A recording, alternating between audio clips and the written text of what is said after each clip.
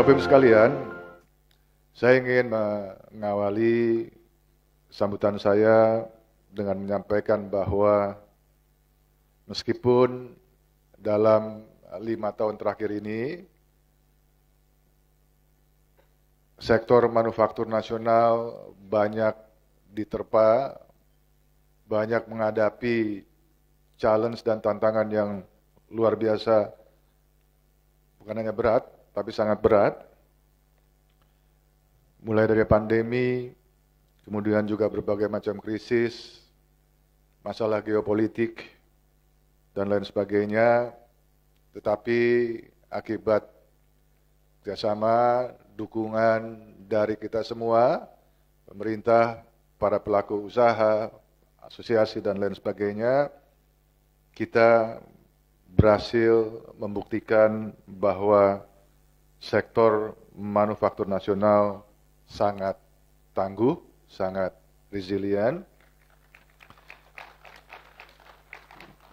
Dari banyak data, capaian yang bisa sebetulnya disampaikan berkaitan dengan resiliensi dan ketangguhan manufaktur, saya hanya akan menyampaikan 2 hal saja, yaitu berkaitan dengan leading manufacturing countries dan juga berkaitan dengan manufacturing value added. Ini kedua-duanya sebuah survei yang dilakukan oleh World Bank, oleh Bank Dunia, di mana dalam kaitannya dengan leading manufacturing countries, pada tahun 2023, tahun lalu, Indonesia berhasil menempati posisi 12 besar di dunia. 12 besar di dunia. Dan mohon maaf, ini juga jauh lebih baik dari negara-negara peers lainnya. Mohon maaf, termasuk Rusia dan Turki. Jadi Indonesia itu levelnya berkaitan dengan leading manufacturing countries itu cukup baik dan bukan cukup baik, sangat baik. Mengenai nilai manufacturing value added atau MVA, ini juga done by World Bank surveinya. Indonesia pada tahun 2023 mencapai value added-nya mencapai 255 miliar dolar Amerika, meningkat 14 miliar dolar Amerika atau 5,83% dari nilai MVA yang dicatat pada tahun 2022 atau tahun sebelumnya. Dan selama 5 tahun terakhir, 2019 sampai 2023, nilai MVA Manufacturing Value Added Indonesia terus menunjukkan peningkatan dengan tren rata-rata sebesar 4,47%. Dan mohon maaf Bapak Ibu sekalian, tren MVA ini juga tren MVA yang dicatat oleh Indonesia, sektor manufaktur Indonesia, ini juga di atas Amerika Serikat, di atas Jepang, Jerman, Korea, Prancis, dan Inggris. Ini data dari World Bank ya, bukan dari Kemenprint. Nah, berkaitan dengan kegiatan kita pagi hari ini, Bapak Ibu sekalian, tentu peningkatan nilai tambah manufaktur di Indonesia dilakukan dengan berpedoman pada prinsip-prinsip industri hijau yang berkelanjutan, yang bertujuan untuk menciptakan masa depan tanpa karbon. Masa depan tanpa karbon, di mana industri manufaktur di Indonesia ini berdasarkan rapat kerja kami 2 tahun yang lalu ya, kami menetapkan net zero emission pada sektor manufaktur itu akan terjadi pada tahun 2050, 10 tahun lebih awal dari target nasional di tahun 2060. Ketika kami menetapkan ini, wajar saja kalau banyak pihak yang skeptik, tapi kami yakin bahwa kami bisa achieve NZE pada tahun 2050 karena kami sudah memiliki strategi untuk mencapai hal tersebut. Bapak Ibu sekalian, progres ini dapat terlihat dari data yang dirilis oleh The Green Future Index 2023. Ini dilakukan oleh MIT Technology Review Insights, sebuah media di bawah naungan MIT yang menempatkan Indonesia di peringkat ke-49 sebagai negara yang bertransisi menuju energi, industri, pertanian, dan masyarakat yang ramah lingkungan, salah satunya melalui investasi pada energi terbarukan, melalui inovasi, dan melalui kebijakan-kebijakan yang ramah lingkungan. Itu tahun 2023, mohon maaf. Kalau bukan presiden, saya bisa lanjut, Pak. Itu tahun 2023, di mana kita berada pada peringkat 49. Dan ini membaik ya, dibandingkan pada tahun 2022, di mana Indonesia berada pada posisi 70, artinya ada 21 ranking yang kita bisa perbaiki dari 70 ke 49. Dan mohon maaf, sekali lagi Indonesia berada atau lebih baik dari negara-negara lain seperti India, Vietnam, Thailand, Turki, Malaysia, dan Rusia. Hal ini tentunya tidak lepas dari kontribusi perusahaan-perusahaan industri yang telah berkomitmen dan bekerja keras untuk mewujudkan terciptanya prinsip-prinsip Indonesia hijau, prinsip-prinsip industri hijau di perusahaannya masing-masing. Tentu melalui kesempatan ini saya ingin menyampaikan apresiasi yang setinggi-tingginya kepada tadi para perusahaan yang telah berhasil meraih penghargaan industri hijau kinerja terbaik. Perusahaan ini dipilih dari perusahaan industri yang telah tersertifikasi industri hijau dan memiliki kinerja terbaik dalam menerapkan prinsip-prinsip industri hijau secara berkelanjutan.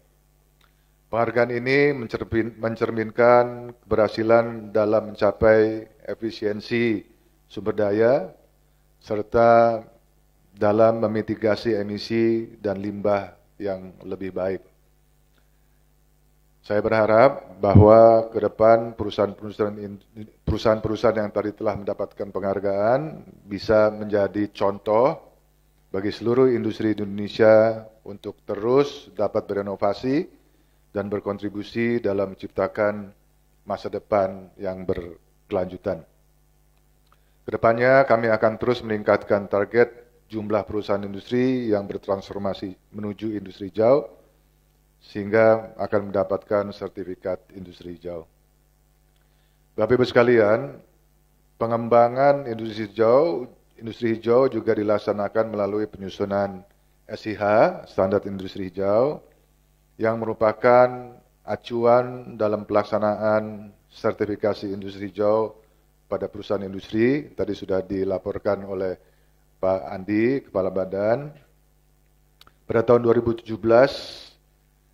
ini merupakan kali pertama atau momen pertama dilaksanakan sertifikasi industri hijau, dan hingga tahun 2024 tercatat sebanyak 37 sertifikasi industri hijau yang telah diterbitkan dengan total penerbitan SIH sebanyak 133 sertifikat dari 74 perusahaan industri.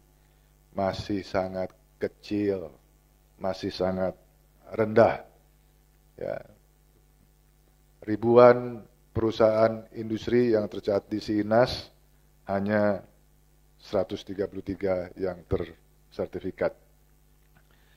Pelaksanaan sertifikasi industri hijau ini juga memerlukan penguatan kapasitas LSIH, Lembaga Sertifikasi Industri Hijau, di mana saat ini sudah terdapat 23 LSIH yang tersebar di seluruh Indonesia. Bapak Ibu sekalian, upaya untuk melakukan dekarbonisasi di sektor industri tentunya memerlukan dukungan dari berbagai pihak, khususnya dari para pelaku industri itu sendiri. Tentu kami mengapresiasi dukungan yang diberikan oleh seluruh mitra kami, mitra kerja kami, 9 ketua asosiasi industri yang merupakan sektor prioritas dekarbonisasi, khususnya APKI, Asosiasi Pulp dan Kertas Indonesia, Asosiasi Semen Indonesia, Asosiasi Produsen Pupuk Indonesia, Asosiasi Aneka Industri Keramik Indonesia, Asosiasi Produsen Serat dan Benang Filamen Indonesia, Gabungan Produsen Makanan dan Minuman Indonesia, Gabungan Industri dan Kendaraan Bermotor Indonesia, Pak Kuku mana? Ada. Serta Indonesia Iron and Steel Association atau ISIA. Dan tentu ke depan juga kami berharap akan datang dukungan-dukungan dari subsektor lain dalam rangka mendukung pencapaian target NZE untuk sektor industri pada tahun 2050. Dukungan dari asosiasi dan perusahaan industri tersebut tentunya selaras dengan kebijakan-kebijakan yang telah dan akan kami sampaikan, yang tadi sudah dijelaskan atau dilaporkan oleh Pak Andi. Selain itu, kami menyampaikan juga bahwa Kemenperin sedang mempersiapkan beberapa kebijakan lain terkait. Nah, yang pertama, ini kami betul-betul mohon dukungan dari seluruh pelaku industri, karena ini berkaitan dengan pelaporan emisi. Ya, kami akan mencoba membuat pelaporannya sesederhana mungkin, semudah mungkin. Karena pelaporan emisi yang nanti akan yang akan dilaporkan oleh Bapak Ibu sekalian itu merupakan kunci ya bagi Kemenperin, itu merupakan hulunya bagi Kemenperin untuk bisa menjawab atau mengawal target NZE pada tahun 2050. Selain itu kami juga mempersiapkan kebijakan berkaitan batas atas emisi atau BAE di sektor manufaktur, dan juga kebijakan nilai ekonomi karbon atau NEK di sektor manufaktur yang merupakan langkah penting dalam mendukung komitmen Indonesia terhadap pengurangan emisi gas rumah kaca serta transisi menuju ekonomi hijau yang berkelanjutan. Kalau saya kira seluruh yang ada di ruangan ini sepakat bahwa dua permasalahan yang selalu dihadapi oleh industri berkaitan dengan transisi ini adalah yang pertama berkaitan dengan financing, akses dana, dan yang kedua berkaitan dengan teknologi. Dan kami tadi sudah dilaporkan oleh Pak Kepala Badan, kami mengembangkan ekosistem hijau. Ini untuk menjawab tantangan dari akses pendanaan, financing, yang di dalamnya terdapat salah satu opsi pembiayaan hijau yang disebut dengan Green Industry Service Company atau GISCO. Kami harapkan dengan adanya GISCO ini dapat membantu perusahaan untuk mendanai, merancang, dan mengimplementasikan teknologi hijau di perusahaan masing-masing. Sehingga peran pemerintah dalam hal ini, kami di Kemenperin tidak hanya menetapkan regulasi yang akan memaksa pelaku industri untuk bertransformasi menuju industri hijau, namun juga kami hadir memberikan solusi untuk menjawab permasalahan yang dihadapi oleh pelaku industri, khususnya dalam hal akses pendanaan atau akses pembiayaan hijau. Kalau teknologi, saya kira sudah semakin banyak teknologi yang baru. Ya, kita bicara soal CCU, kita bicara soal CCUS, belum lagi kalau kita bicara soal carbon capture, CC, yang memiliki nilai ekonomi, memiliki nilai tambah yang tinggi karena ada byproduct yang bisa juga dipergunakan dalam rantai ekonomi.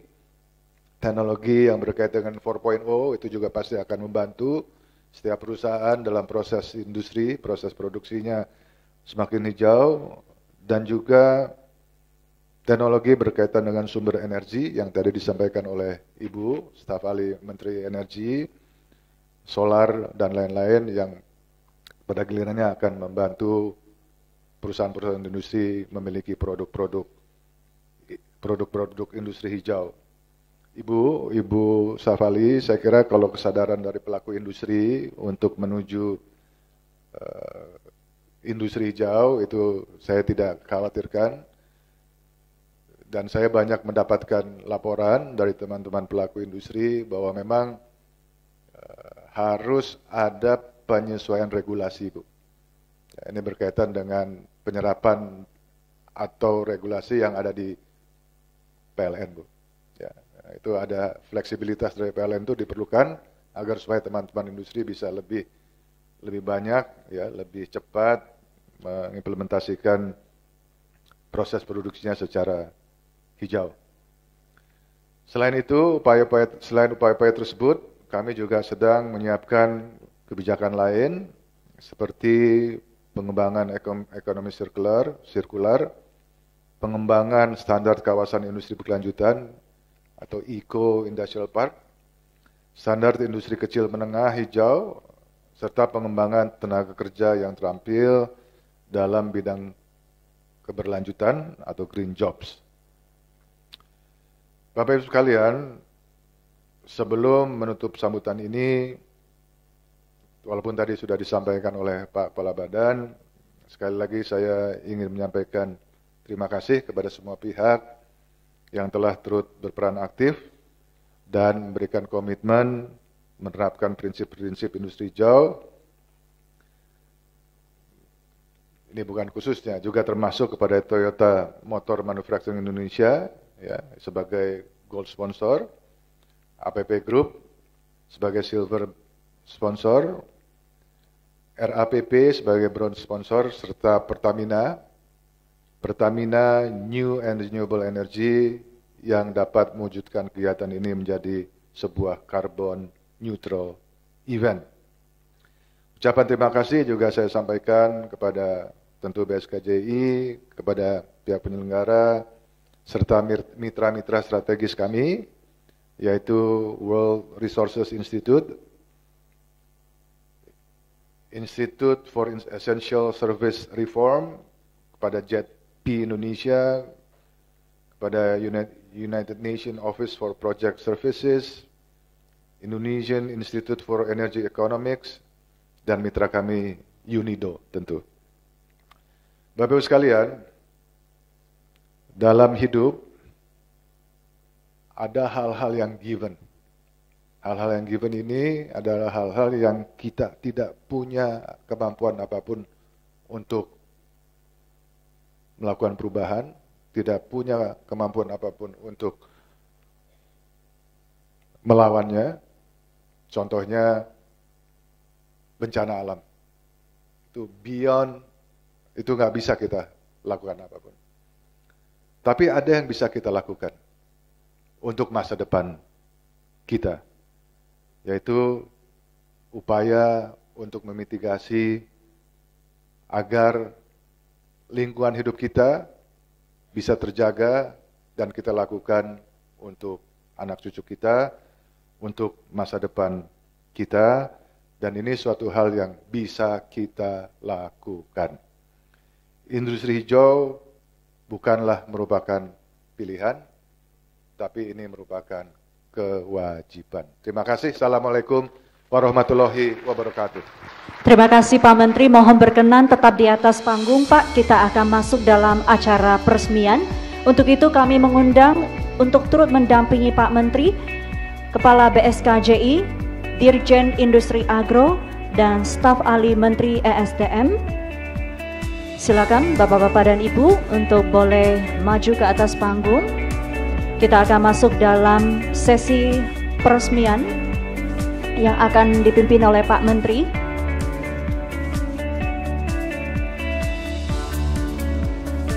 Baik, nanti kami persilakan Bapak Agus Gumiwang Kartasasmita untuk menanam bibit tanaman sebagai simbolis dimulainya IGIS dan kegiatan strategis industri hijau.